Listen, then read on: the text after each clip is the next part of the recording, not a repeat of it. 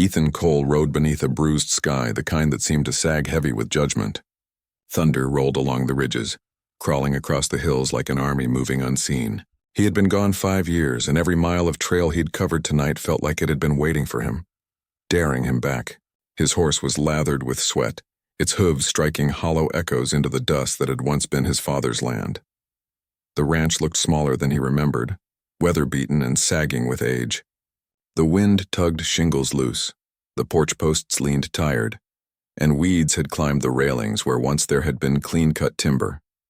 Ethan slowed, lantern in hand, the faint glow spilling across warped boards that still carried faint carvings from his boyhood knife. For a long moment he didn't move, just listened to the sigh of the wind and the groan of the storm pressing down. He had returned not for sentiment, but for a claim. This land, this house, it was still his by deed, no matter what the years had stripped from him. He dismounted, boots crunching dry earth, and every step toward that creaking door echoed with the ghosts of who he'd once been. The iron handle felt cold under his glove. The door whined open, slow, as though it too resented his return. He stepped inside, lantern raised. The shadows of his old home leapt at him, stretching long against the walls. But what stopped him dead was the sight waiting in the center of it all. Someone lay in his bed. The quilt was pulled to the chest of a woman, dark braids spilling across his pillow. Her face, cut with scars that told their own battles, rested calm in sleep. Ethan's breath caught sharp. In 5 years he had pictured this home 100 different ways, ruined, empty, silent. Never had he imagined this. He drew his revolver, steel whispering in the lantern light, and spoke through clenched teeth. "This ain't yours." The woman didn't start, didn't flinch. Her eyes stayed closed, her voice level, carrying a weight older than this house. "It was never yours either." The storm rattled the windows. Lightning snapped, throwing her face into brief, jagged light. Her eyes opened at last, dark, steady, unafraid. She sat up with measured calm, as if she'd been waiting for him all along.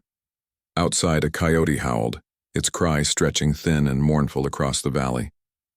Inside, silence wrapped the two of them tight, save for the hiss of the lantern flame. Ethan's revolver didn't waver, but his resolve did. Something about her calmness unsettled him, gnawed at the edges of the claim he thought he carried. The woman, Naya, though he didn't yet know her name, watched him without blink or tremor. There was no fear in her, only something else. Expectation. Ethan's knuckles whitened around the revolver's grip. The storm pressed harder, rattling the frame of the house, daring him to move, to speak. Then came the sound. Dull at first, muffled beneath the thunder. Hoofbeats. One, then more, echoing over the dirt, drawing closer, tightening around the house like a noose. Ethan swung his head toward the door, lantern light flickering wildly across the walls. He knew the sound. Riders, men, more than a few. Coming here. Coming now. And when his gaze snapped back to the woman in his bed, she was already sitting upright, watching him not with surprise, but with certainty. As if she had known they were coming. As if she had been waiting for this very moment. The hoofbeats grew louder, thunder merging with iron, until it was impossible to tell which storm threatened more. Ethan's revolver lowered an inch, his chest tight with the kind of dread a man feels when he realizes he's walked into a story already half written. He had come home to claim what was his. But something else, someone else, had already claimed him. And outside, the riders closed in. Dawn broke slow over the valley, painting the ranch in pale light that made every crack in the walls show, every nail rust, every board sag. Ethan Cole sat on the edge of the table, revolver resting loose in his hand, watching the woman who had slept sound in his bed through the storm. She was awake now, braiding her dark hair with practiced calm like she owned the morning. The lantern had burned down to a stub, leaving only the rising sun to cut the silence between them.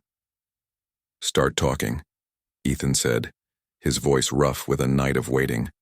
Naya's hands did not pause. Her gaze flicked to him, steady as riverstone. "I don't need to," she answered. Ethan's jaw tightened. "You know my name. You knew this place. That's reason enough."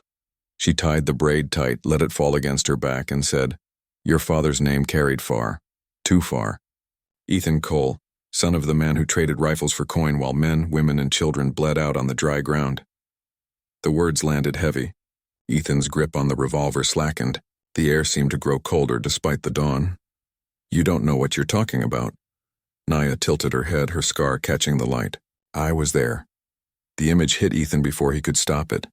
Dusty fields, soldiers laughing, his father's hand slipping rifles into the greedy palms of scouts. He had been young then, too young, standing in the shadow of that barn, watching the trade that would later echo in screams across Apache land. It had poisoned him every day since. He had run from it, buried it, but it followed like a shadow that never left his heels. You think lying in my bed makes some kind of claim? Ethan asked, voice tight. It makes a mark, Naya said. Your father carved his mark in blood. I carve mine in truth. The weight of her words settled in the room. Ethan turned away, staring out the window where the light was growing brighter, the hillsides gold and sharp. He thought about putting her out, about telling her to take her ghosts with her, but her presence stirred something in him that wasn't so simple. A reckoning, a debt come due. The sound of hooves returned before he could say more. This time clear in daylight, a group of riders cresting the ridge. Ethan stepped outside, revolver at his side, watching them approach. Dust rose behind them, coats dark against the sun. Sheriff Darnell led them, broad-shouldered, gray at the temples, his eyes narrow and cold. The deputies spread out behind him, rifles resting easy in their saddles. Morning, Cole, the sheriff called, reining in at the porch. His voice carried like he owned the air. Heard you had company. Ethan stood silent. Naya appeared in the doorway behind him, unflinching, her gaze fixed on the riders. The sheriff spat in the dust. Trouble follows that woman. You'd best know it. Word is she slit a rancher's throat 2 valleys over. You shelter her, you shelter blood. Ethan's eyes cut back to Naya, searching, but she gave nothing away. Darnell leaned forward in his saddle, voice low and certain. Hand her over by sundown, or I'll count you her accomplice. The deputies shifted, rifles glinting in the morning sun.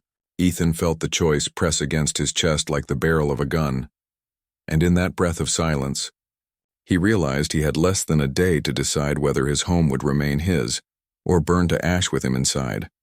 Ethan paced the room long after the sheriff and his men had ridden back down the valley, their dust still clinging to the morning air.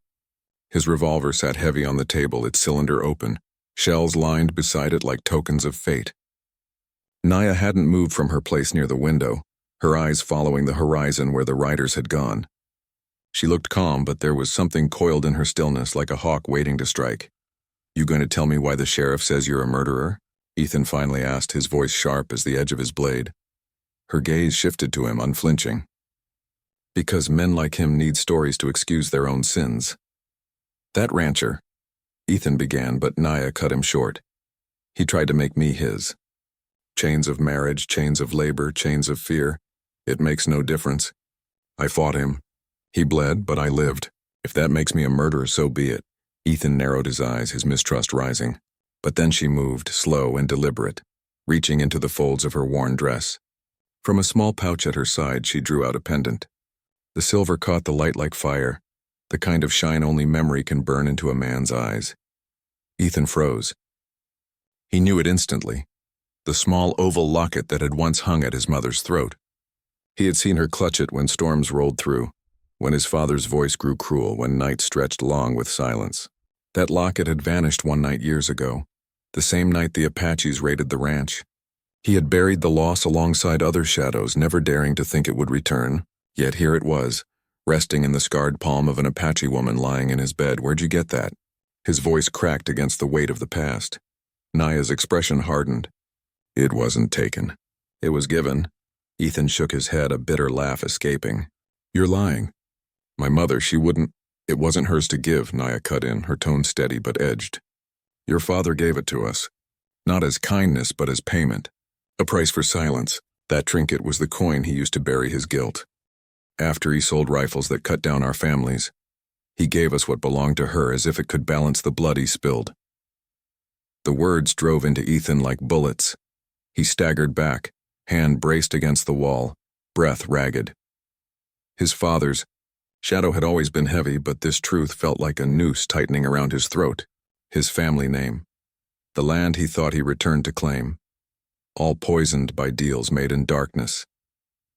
You expect me to believe my father? I expect nothing, Naya said coldly.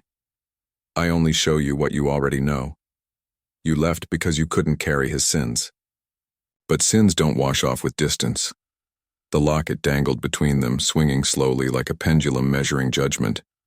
Ethan wanted to throw her out, to call her a liar, to deny it all. Yet the memory of his father whispering with soldiers, of rifles changing hands in the dark, of his mother's hollow eyes, all of it came back with brutal clarity. He turned away, fists clenched. His home no longer felt like his own. The day burned away under a relentless sun, but Ethan felt only cold.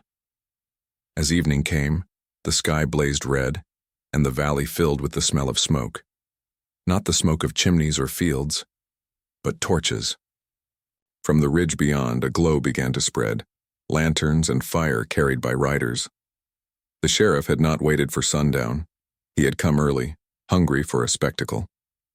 Ethan stepped onto the porch, rifle in hand, eyes narrowing as the line of men spread across his land. Their torches swayed in the dark like fireflies of death. Sheriff Darnell's voice thundered across the field, carried by the wind. "Hand her out, Cole, or we burn what's yours to ash."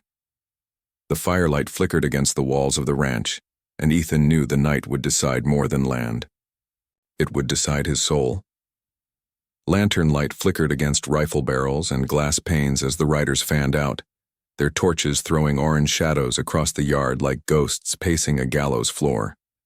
Ethan slammed the door and dropped the bar into its iron brackets. The wood shuddered under his hands. Naya was already moving, cool and efficient, shoving a bureau across the front window and kicking a trunk beneath the sill for cover.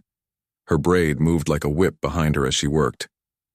"They'll push from the porch first," she said, voice low, unshaken. "Then the back. Smoke us out if bullets don't." Ethan racked the rifle, checked the cylinder of his revolver, and slid the locket she'd shown him into his vest pocket without thinking. He felt the weight of it there, a small, cold moon against his heart. Outside, a deputy bellowed something about the law, and a dozen men answered with ugly laughter. Ethan's gaze snagged on the bed where she'd slept, the sheets still creased. He heard his father's voice from years ago, "Keep what's yours," but the words sounded rotten now. He looked at Naya's profile, the calm set of her mouth, the old scars silvered by lamplight. "You could run," he said. "Back door, draw them away from the house. You're already ruined if you give me up," she murmured, eyes on the window. "Not by them, by yourself." Glass cracked as the first shot came. A splinter lashed across the room, bit his forearm. He pulled the curtain aside with the barrel of his rifle and saw shadows crouched by the woodpile, muzzle flashes winking like mad fireflies. He fired once, twice, measured steady, and the shadows flinched back. Bullets chewed the doorframe. The house breathed dust. Naya's hand shot to the lantern wick, snuffing it down to a dull ember. The room sank into a heavier darkness where they could see the torches more clearly. "Back window," she said. "They'll try to climb in." They dragged a bench beneath the rear casement and flipped the table on its side for cover. Ethan's lungs burned with old war breath, a familiar rhythm threading through the chaos. Breathe, lean, fire, duck. He felt the old training return like a habit he wished he'd never had, and with every shot the divide between him and the men outside widened, a canyon cut by gunfire. "Cole!" Sheriff Darnell's voice rolled over the yard, the tone of a man used to obedience. "Last warning. Step out with hands high, send the woman first, I'll be merciful." Naya's laugh was a soft flint strike. "He lies when he's sure," she whispered. Ethan aimed through the back window at a flicker of movement near the lean-to and squeezed. A man yelped and went down hard. The others answered with a volley that sprayed slivers across the pantry shelves. A jar of his mother's last peach preserves, forgotten and sugared solid, leapt and burst in a sticky amber rain. "Sorry, Ma," he breathed, and hated how small the apology sounded. Smoke began to curl under the door, a thin ribbon that thickened with purpose. Someone had tossed a pitch-wrapped rag at the porch. The boards picked it up like dry kindling hungry for a story. "We need air," Naya said. She slid her knife under the seam of the floorboard. "Pride. Cool draft rose from the crawlspace, and a way out if the ceiling goes. He fired again at the porch and heard boots thumping away. He pivoted toward the back where the window latch jerked, then gave with a squeal. A deputy hauled himself through, face smeared, hat gone. Ethan charged, shouldered the man into the jam, and the two of them crashed to the floor, scattering shells like seeds. The deputy swung wild, fist glancing Ethan's ear. Ethan jammed his forearm against the man's throat and drove the revolver muzzle to his temple. "Don't," Ethan said. The word matched the metal. The deputy froze. Sweat ran in crooked lines through the dust on his face. He was young, too young, and the tremble in his jaw said he'd never been this close to dying before. "On your belly," Ethan ordered. The kid obeyed, coughing smoke. Naya kicked his pistol away, then rolled him and bound his wrists with a torn strip of blanket. Outside, Darnell shouted for a push. More boots thundered onto the porch. Something heavy slammed the door. Ram. Shoulder bench, it didn't matter. The wood wailed in protest. Ethan leaned down to the deputy. "What's this really for?" "Law," the boy croaked, reflex more than meaning. Ethan pressed the barrel harder. "Don't lie to me." The boy's eyes flicked to Naya. He swallowed, then squeezed them shut like a child at prayer. Words spilled in a rush. "Sheriff wants what she's carrying, not her head, not at first, papers, contract, names. He said she had proof, and if we got it back, the rest was easy." "Proof of what?" Ethan asked, though his gut already knew. "Shipments," the deputy rasped. "Rifles, deals with soldiers, your father in the ledgers. He said if she hands it over, we make her disappear. If not, we all seen a barn burn." The house shook under another blow. Smoke thickened until the air felt like cloth. Naya's face didn't change, but her hands stilled. Ethan heard his heartbeat in the grip of the gun, and the weight in his vest pocket seemed to grow heavier, a small silver moon dragging the tide of his life. He looked from the bound deputy to the door straining on its hinges. Outside, the sheriff roared for kerosene. Inside, heat licked the threshold, tasting for them. The kid's confession rattled between the walls like a trapped bird. Ethan lifted the deputy by the collar and shoved him against the table for cover as another volley shattered the glass. "Then we're not giving him a damn thing," he said. Naya slid him a look, measured, almost approving. "Then we'll need more than bullets." The porch groaned as fire ate its edges. The sheriff's men yelled, a frenzy edged with fear. And through the settling smoke, the deputy stared at Ethan as if seeing him for the first time, voice breaking on the truth he couldn't take back. "He ain't after justice," the boy whispered. "He's after the proof that will hang him." The deputy's words hung heavy in the smoke-filled room, rattling like loose chains. Ethan kept the boy pinned beneath his boot while his own mind clawed at what he had just heard.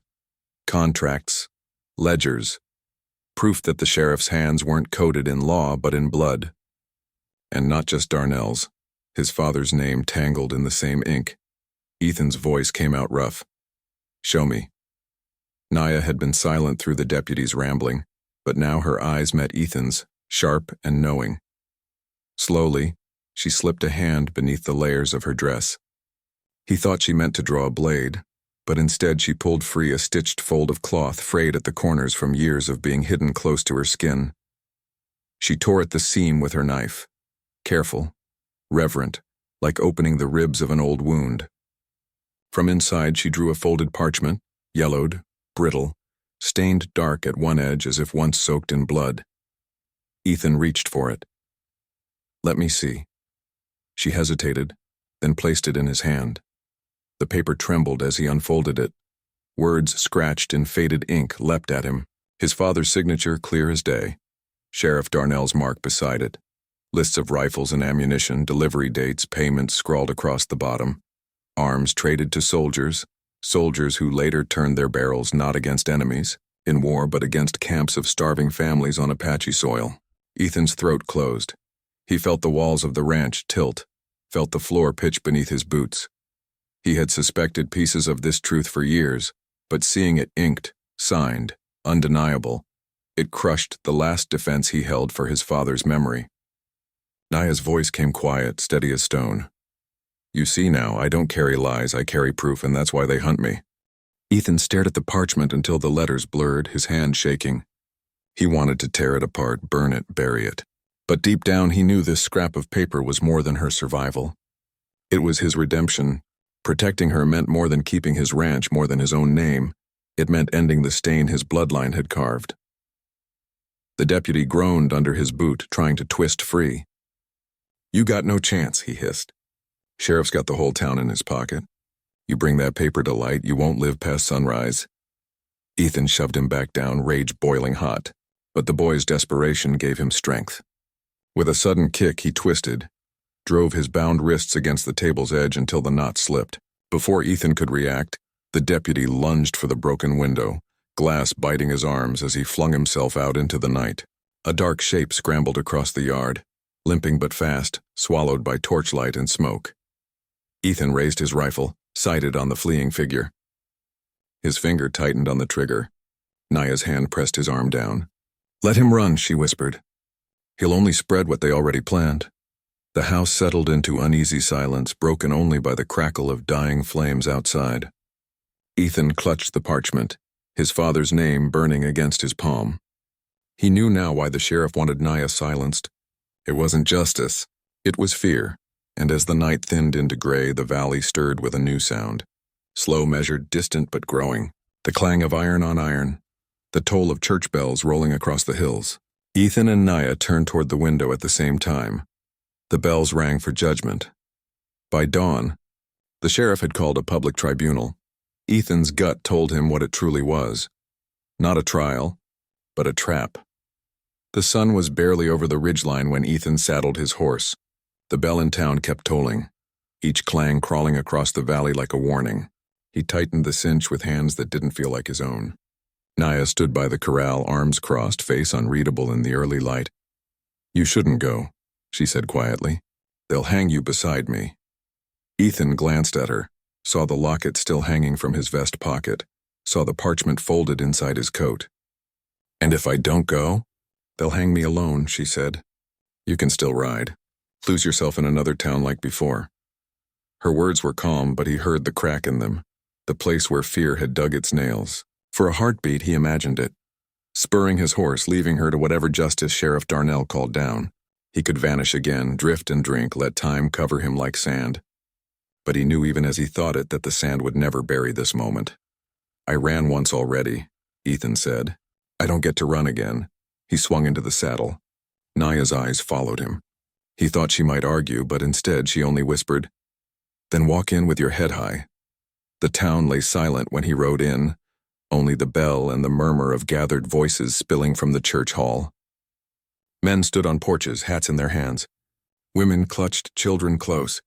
Everyone looked at him as he dismounted, some with pity, others with warning. He pushed through the double doors into a storm of whispers and stale incense. The church had been stripped of pew cushions and lined with rough chairs. Sunlight cut through high windows, casting long bars across the dusty floor. At the front, beneath a wooden cross, stood Sheriff Darnell, his badge catching the light like a blade. His deputies lined the walls, hands on rifles. In the center, on a low platform, Naya stood with her wrists bound, chin lifted, eyes fixed straight ahead. Darnell's voice rolled over the crowd, smooth and venomous. "This woman slit a rancher's throat in cold blood. This drifter harbors her, defies the law you all depend on. If we don't act, what becomes of justice?" The crowd muttered, shifting in their seats. Some stared at Naya, others at Ethan. He felt the weight of every gaze, the hush of every breath, waiting to see what he would do. His hand drifted to the parchment in his coat, felt its edge like a knife against his ribs. "If you speak, you die," Naya whispered without turning her head. "If you don't, I die." Her voice was like a ghost between them, only for him. Ethan's heart beat slow and heavy. He saw his father's face again, the night of the rifles, the blood on the dirt. He saw his mother's locket in Naya's hand. He saw the men outside with torches. Every step of his life had led to this room. He drew a breath, stepped forward. The crowd parted slightly like grass before a fire. His revolver rode at his hip, heavy, certain. He raised his voice so all could hear.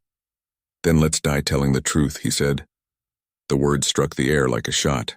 The church went silent except for the creak of the sheriff's boots as he turned toward Ethan. A slow smile cutting across his face.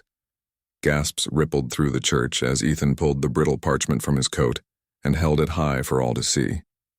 The ink caught the shaft of sunlight spilling from the window, names and numbers scrawled in black that seemed darker than shadows. Sheriff Darnell's face changed in an instant, from smug certainty to raw fury.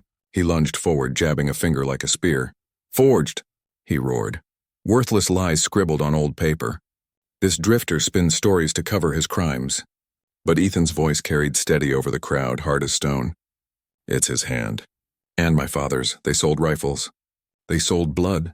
The townsfolk stirred uneasily. A woman gasped, clutching her shawl tighter. An old man near the back muttered, "I remember. Soldiers rode through that year. Took the land after the fire." Naya's voice rose above them all, clear as a bell in the storm. "Dates, places. I was there when your rifles tore through camps. I buried brothers, mothers, children." Her eyes seared into the sheriff's. "You profited from graves." The murmur swelled. Town elders whispered among themselves. Names of massacres long buried surfacing like bones in the dust. Some looked at the sheriff with doubt, others with fear. Darnell's hand dropped to his hip, fingers curling over his revolver. "Enough," he growled.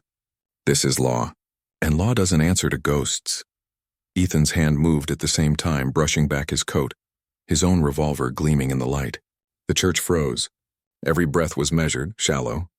The air itself seemed to tighten around them. Steel glinted from both sides of the hall. Ethan's finger hovered on the trigger, sweat sliding down his spine. He could hear his heart thundering, the rasp of the crowd's shallow gasps, the scrape of boots as men shifted nervously. "Don't do this," Ethan said quietly. "You draw and you'll damn yourself in front of every soul here." But the sheriff's smile had sharpened into something hungry. "They'll believe the badge," he hissed. Not a drifter, not a savage. He yanked his revolver free. Ethan's arm moved the same instant. Time seemed to shatter, the sunlight flashing white against polished steel. The crowd cried out, bodies diving for the floor, benches scraping in panic. And then, before either gun could thunder, a crack split the air. Louder than thunder, sharper than glass. The bullet sang from the balcony, carving through dust and light. Ethan staggered back as the shot tore past his cheek, close enough to burn. The slug smashed into the wall behind him, showering splinters. The crowd shrieked and scattered, some trampling toward the doors. Naya's head snapped upward. The shooter was hidden in the dark rafters above, smoke curling from the barrel of a long rifle. Another shadow shifted beside him. This wasn't justice, it was an ambush. Ethan's revolver stayed leveled at the sheriff, but his eyes cut toward the balcony. A sniper had been waiting, not for Naya, but for him. The sheriff's grin widened as the church echoed with chaos. He hadn't come for judgment. He had set a trap, and Ethan was standing dead in its sights. Chaos tore through the church like a brushfire. Screams echoed against the wooden rafters as benches toppled. Children cried out and men dove for cover. Another shot rang down from the balcony, splintering the pulpit. Ethan ducked, his revolver snapping toward the shadowed perch. The figure emerged, reloading with trembling fury. Faces turned upward, gasps rising as the townsfolk recognized him. Ezekiel Rowe, brother to the rancher Naya had killed in her flight. His face was streaked with sweat and rage, eyes wild. "She murdered Ken," he shouted. "She deserves the rope." Naya moved like a striking hawk. She leapt onto the bench, then the railing, her body a blur. Ezekiel fumbled the rifle as she slammed into him, blade flashing. The weapon clattered to the floor below. Gasps rose from the crowd as she wrenched the larger man down, twisting his wrist until he screamed. She did not kill him, though she could have. She stripped him of the rifle and hurled it aside, standing tall with the weaponless man cowering at her feet. Ethan wrestled with Sheriff Darnell, their revolvers clashing hand to hand. The sheriff snarled like a cornered wolf, trying to twist the barrel toward Ethan's chest. Ethan drove his shoulder into him, teeth clenched, and slammed him against the altar. The parchment fell from Ethan's coat and drifted to the floorboards. A boy in the front row scooped it up, wide-eyed, and thrust it back into Ethan's hand. Ethan raised the paper high, his voice cutting through the storm. "This is the law," he bellowed. Not his gun, not his lies. This is the truth you've all been denied. The church hushed. Even in panic, those words rooted themselves. Farmers, merchants, widows all turned toward him, seeing the parchment, seeing the fury in his eyes. The sheriff's men wavered, their rifles half raised, looking to the crowd of their own kin pressing forward. A woman's voice rang out. "We buried sons because of those rifles." An old man growled, "I lost land when the soldiers came." The tide turned in whispers that grew into shouts. Deputies lowered their guns, stepping back, unwilling to spill more blood for a man whose lies had cracked open. Ethan shoved the sheriff into the center of the hall. Rough hands grabbed him, neighbors, elders, men who had once cheered his badge. They tore the tin star from his chest, the sound of it snapping free louder than any gunshot. Darnell thrashed, spitting curses, but the crowd had turned. Naya stood at the balcony rail, breathing hard, Ezekiel bound by townsfolk at her side. Her scars glistened in the torchlight, no longer a mark of fear but of strength. Eyes that once looked at her with suspicion now watched with respect, even awe. Ethan lowered his revolver, chest heaving, sweat stinging his eyes. For the first time he felt the weight of the parchment shift, not just proof of guilt, but a weapon heavier than iron. The law was no longer in the sheriff's hands. The church roared with voices demanding justice. Darnell was dragged to his knees, his badge flung onto the floorboards.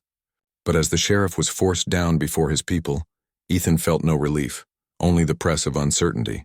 The law had turned on its master. But would it turn on him next? Dawn settled over the town with a hush, the kind that comes after storms when the air is raw and the streets are emptied of sound. Smoke curled lazily from chimneys, the echo of last night's chaos fading into weary silence. Sheriff Darnell sat chained to the post outside the jailhouse, his eyes hollow, his shoulders sagging under the weight of a star that no longer belonged to him. The badge he once wore lay in the dust where the crowd had thrown it, dulled and forgotten. The parchment, now sealed in oilskin, rested in the hands of the town elders. By sunrise it would be sent east, carried on a rider's horse toward the governor's desk, where it would tell in black ink what no one in the valley had dared to say aloud: rifles, signatures, names. Blood traded for profit, the law twisted to shield men who fed on grief. Ethan Cole stood at the edge of the street, saddlebags packed, his horse shifting beneath him. His eyes lingered on the rancher's ridge in the distance, but there was no warmth in the sight. The land felt strange to him now, soil rooted in betrayal. His father's shadow had spread too wide across it. He believed leaving was the only path left. The town would remember him not as savior, but as the son of a man who sold death. Naya stepped from the doorway of the church, her braid loose now, her face lined with exhaustion yet strong. She crossed the quiet street, each step measured. Ethan swung into his saddle, ready to ride, but her hand caught his rein. "You think leaving wipes it clean?" she asked softly. Ethan's jaw tightened. "This land ain't mine anymore. My name ain't worth keeping." She shook her head, her voice steady as stone. "Your father's shadow is gone. What you do now is yours." The words stopped him cold. He had carried guilt like an iron weight, believing he had no right to stand beneath the same sun as those who buried kin because of his father's sins. But her voice held no accusation now, only truth. For a long moment they stood there, the town still, the morning breaking in pale gold across the rooftops. Then Ethan swung down from the saddle. He tied the reins to the hitching post and walked with her toward the ridge. They climbed in silence, boots scuffing the red dirt, the horizon burning with new light. At the crest they paused, looking down at the valley where smoke rose thin and harmless, where a bell tolled steady from the church tower, calling the people to judgment, not fear. Ethan looked at Naya. She looked at him. They were not lovers, not enemies. They were something harder to name, bound by survival, by the weight of truth, by a future neither had chosen but both had earned. Dust lifted behind their steps as they walked on, side by side, toward a horizon that no longer belonged to his father, or to her grief, but to them. And as the bell tolled again, its echo rolling across the hills, Ethan knew that for once in this land justice had been served.